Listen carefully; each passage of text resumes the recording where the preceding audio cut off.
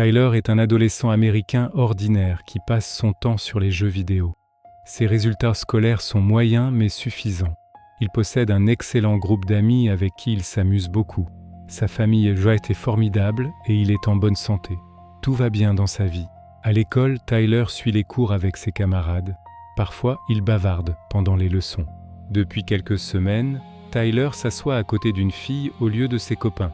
Il avoue qu'elle lui plaît énormément. Il la trouve très belle et sympathique.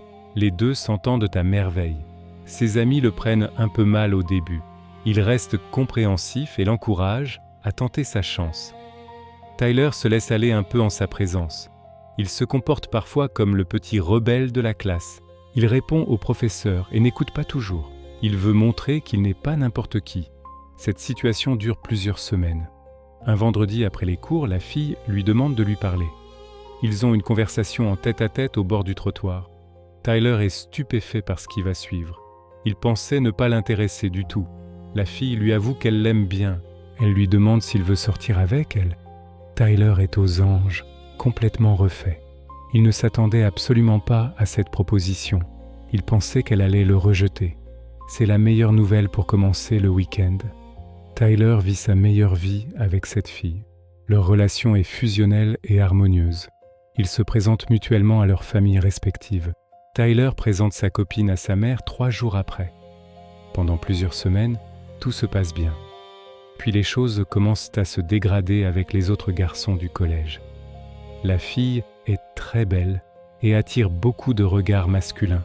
Tyler est l'heureux élu, ce qui crée des jalousies féroces. Ces garçons jaloux ne restent pas discrets. Cela devient une forme de harcèlement insidieux. À la pause, des groupes le regardent et le pointent du doigt. Ils se moquent de lui ouvertement. Parfois, les limites sont dépassées. En rejoignant leur classe, certains lui font des menaces.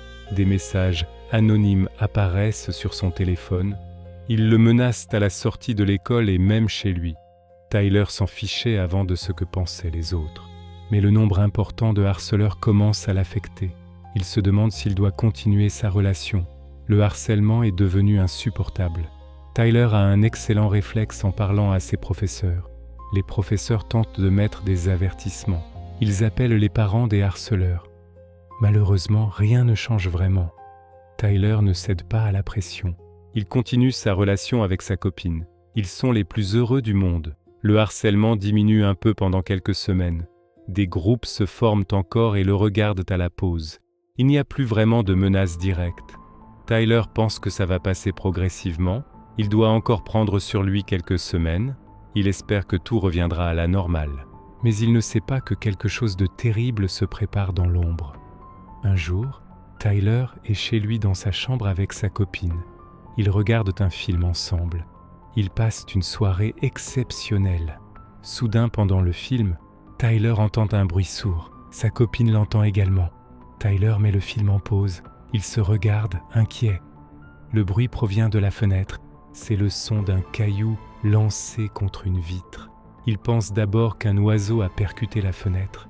Ils reprennent le film, mais l'atmosphère a changé. Quelques secondes après, un deuxième bruit retentit, plus fort cette fois.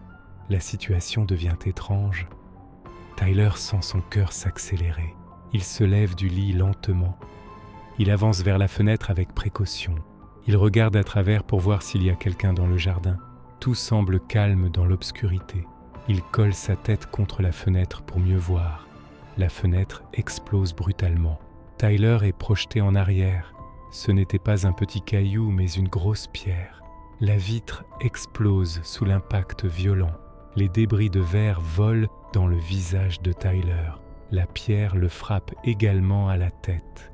Il saigne de partout. Sa copine hurle de terreur. À l'hôpital, on lui fait des points de suture. Il a été coupé au niveau de l'arcade sourcilière. Heureusement, les coupures sont superficielles. Mais le choc psychologique est immense. C'est une situation terrible. La mère appelle la police pour demander conseil. Les policiers expliquent qu'ils ne peuvent pas intervenir immédiatement. Les agresseurs ont probablement quitté les lieux depuis longtemps. Si le moindre incident se reproduit, il faut les appeler immédiatement. Ils interviendront sévèrement car il s'agit d'atteinte à la santé. On veut blesser Tyler volontairement. C'est interdit, et ne peut être toléré. Mais Tyler sait maintenant qu'il a des ennemis prêts à tout. Tyler fait une pause et ne retourne pas à l'école pendant 2 semaines. Il trouve impensable d'y retourner en sachant qu'un agresseur violent s'y trouve. Il reste tranquillement à la maison, mais la peur ne le quitte plus. 2 semaines plus tard, il retourne à l'école avec appréhension. 1 mois après, tout bascule définitivement. Dans sa malchance, Tyler va connaître un alignement miraculeux. C'est une preuve qu'il peut croire au miracle. Un après-midi, Tyler termine à midi. Il rentre chez lui où sa maman l'attend. Sa mère lui propose un arrangement pour le week-end. Ses parents veulent faire un voyage en amoureux. Ils ne vont pas aller très loin, juste à 2 heures de route. Ils proposent à Tyler d'inviter sa copine à la maison. Si le moindre problème survient, il peut les contacter immédiatement. Tyler est ravi de cette proposition. Il aura la maison entière pour lui et sa copine. Il écrit immédiatement à sa copine. Il lui dit de venir vers 21h. Ses parents prennent la route vers 19h30. Tyler les regarde partir sans savoir que ce soir changera sa vie à jamais. La maison est très grande et soudain trop silencieuse. La chambre de Tyler se trouve à l'étage. Au rez-de-chaussée se trouvent le salon, la cuisine et la salle de bain. Au sous-sol, il y a une pièce servant de cave et buanderie. La famille l'utilise pour faire la lessive. Cette pièce est extrêmement petite et claustrophobe. Il y a les machines à laver qui bourdonnent parfois. Sur le côté se trouve un lavabo ancien. Au-dessus du lavabo, il y a une petite fenêtre en hauteur, l'unique source de lumière naturelle. Tyler est seul dans la maison en attendant sa copine. À l'extérieur, un orage gronde dangereusement. Des éclairs illuminent le ciel toutes les quelques secondes. L'ambiance ressemble à un film d'horreur classique. Tyler n'est pas déstabilisé car il est trop content. Il se réjouit de passer le week-end avec sa copine. Peu avant l'heure convenue, quelqu'un sonne à la porte. Tyler regarde l'heure, 20h45. Elle est en avance, pense-t-il avec un sourire. Tout content, il ajuste son t-shirt. Il descend les escaliers rapidement. Il va dans le hall d'entrée. Il ouvre la porte sans regarder par le Judas. Erreur fatale. 2 personnes encagoulées entrent directement sans prévenir. Tyler n'a pas le temps de comprendre ce qui se passe. Ils commencent à le rouer de coups violents. Tyler essaie de se défendre, mais ils sont 2. Il les supplie d'arrêter, sa voix brisée par la peur. Ils ne l'écoutent pas et continuent avec une rage terrifiante. Ils frappent encore et encore, jusqu'à ce que Tyler perde connaissance. Son corps s'effondre sur le sol du hall. À partir de là, Tyler ne se souvient de rien. Le noir, complet. Lorsqu'il reprend connaissance, quelque chose ne va pas. Il peut à peine respirer. L'eau froide l'entoure de toutes parts. Il distingue difficilement où il se trouve dans l'obscurité. Ses yeux s'habituent lentement. Il est dans la petite pièce du sous-sol. La buanderie, la pièce n'est pas dans son état normal. Elle est complètement inondée. L'eau monte inexorablement. Tyler comprend avec horreur qu'il doit agir immédiatement. Sinon, c'en est fini pour lui. La pièce est tellement inondée qu'il lui reste 1 à 2 minutes maximum. Avant d'être complètement submergé, il doit trouver une solution. Une fois en apnée, il ne tiendra que quelques minutes. Il essaie d'ouvrir la porte, verrouillée de l'extérieur. Il tambourine dessus avec ses dernières forces. Personne ne peut l'entendre dans cette maison isolée. Sans respirer à nouveau, c'est la fin. Tyler regarde désespérément la petite fenêtre en hauteur. Trop haute, trop petite pour s'échapper, mais peut-être sa seule chance. Il grimpe sur la machine à laver. L'eau continue de monter rapidement. Il essaie de briser la vitre avec ses poings ensanglantés. Le verre résiste. L'eau atteint maintenant son torse. Tyler donne un dernier coup désespéré. Rien. Tyler ne réussit pas à sortir de la pièce. L'eau atteint son cou puis son menton. Il prend une dernière grande inspiration. Il est submergé et passe sous l'eau froide et sombre. Il ne peut plus respirer du tout. Il ne trouve aucune poche d'air pour avoir de l'oxygène. Ses poumons brûlent. Sa vision devient floue. Il perd à nouveau connaissance sous l'eau glacée. On s'attend à une fin tragique inévitable. Tyler n'a pas pu s'échapper. Il a perdu connaissance une 2e fois. Cette fois, il est sous l'eau et non à l'air libre. Cela devrait marquer la fin. Mais le destin en a décidé autrement. À 21h précise, sa copine arrive et sonne à la porte. Elle attend que Tyler vienne lui ouvrir avec impatience. Voyant qu'il ne vient pas, elle sonne à nouveau. Toujours rien. Elle lui écrit « Je suis là ». Toujours aucune réponse de sa part. C'est étrange, pense-t-elle, inquiète. Elle décide de faire le tour de la maison dans l'obscurité orageuse. Elle va sous la fenêtre de sa chambre. Toutes les lumières sont éteintes. Elle essaie de lancer une petite branche.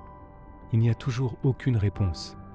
Elle pense qu'il est peut-être sorti acheter quelque chose de dernière minute. Elle prend son téléphone pour l'appeler. La sonnerie retentit dans le vide. Soudain, un bruit assourdissant. La vitre de la buanderie explose en 1000 morceaux. L'explosion se produit à quelques mètres d'elle dans la nuit. Elle sursaute violemment. Elle se dit que cette vitre ne peut pas exploser toute seule. Elle s'approche prudemment. Elle voit qu'il y a beaucoup d'eau qui s'écoule par la fenêtre brisée. Des litres et des litres d'eau se déversent comme une cascade. Son instinct lui crie que quelque chose ne va pas.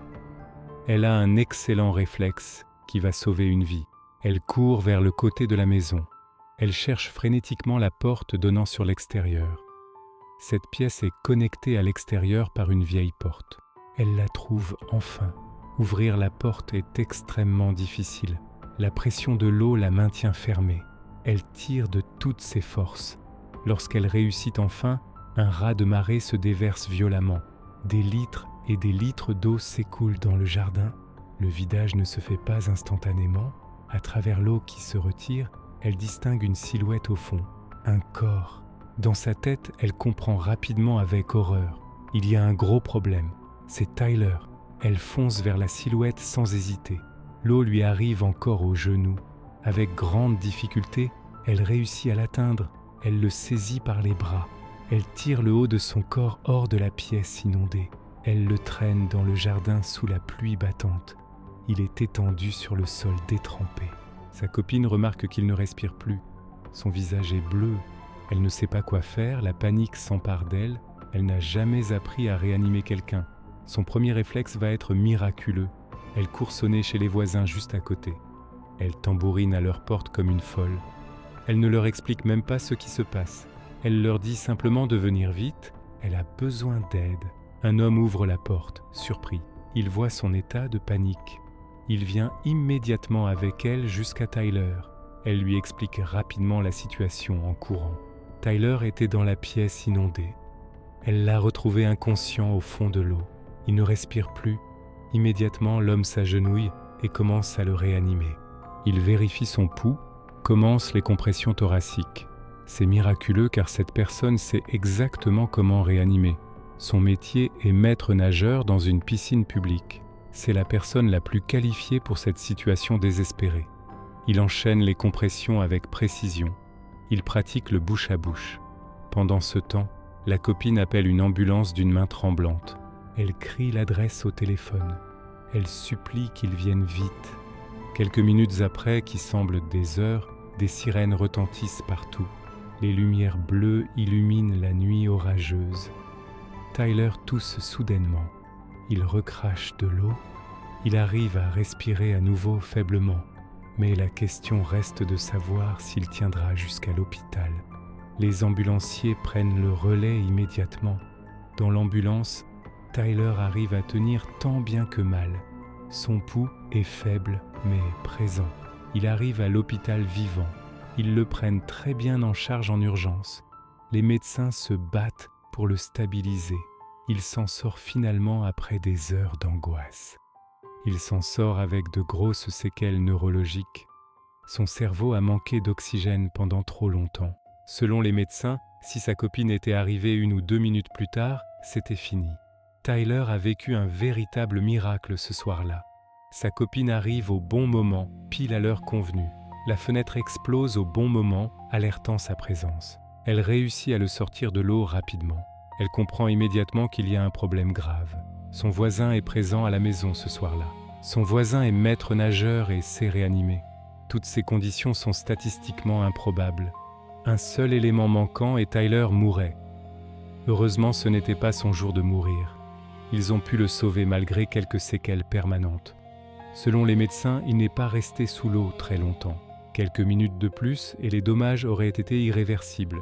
Cela venait juste de se produire quand elle l'a trouvé. C'est une autre condition improbable dans cette chaîne de miracles.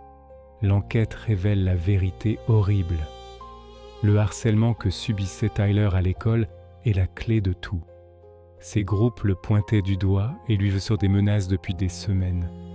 L'un d'eux était tellement jaloux qu'il a pris une décision monstrueuse. Il voulait tellement être à la place de Tyler. Il voulait être le copain de cette fille à tout prix. Dans sa tête tordue, la solution était simple et terrifiante. Pour être avec elle, il fallait éliminer son copain. Ils ont surveillé la maison pendant des heures ce soir-là. Ils ont vu la voiture des parents partir. Ils se sont dit que c'était le moment parfait. Ils ont sonné à la porte avec leur cagoule. Tyler leur a ouvert sans méfiance. Ils en ont profité pour le rouer de coups sauvagement. Ils l'ont fait perdre connaissance dans le hall. Ils étaient 2 complices dans ce crime prémédité. La personne qui a initié le plan voulait éliminer Tyler définitivement. Un de ses amis l'accompagnait, aussi coupable. Une fois Tyler inconscient dans le salon, il se demande quoi faire du corps. L'initiateur dit froidement qu'il faut l'éliminer. Mais comment procéder reste la question. Il se promène dans la maison en cherchant.